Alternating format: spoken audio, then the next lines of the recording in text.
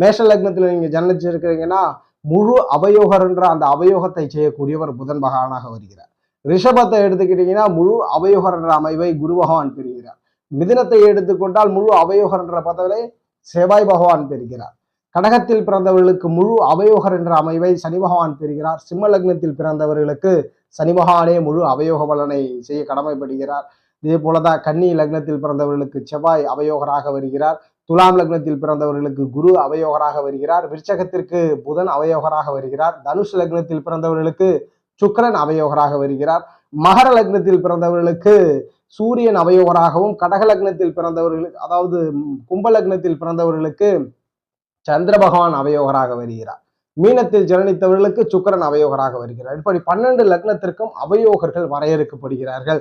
காரணம், இந்த அவயோக கிரகம் கண்டிப்பாக மறைவு பாவத்தோடு தொடர்பு கொள்ளும். பொதுவாக 6, 8, 12 என்றாலே மறைவு அவயோகர் என்ற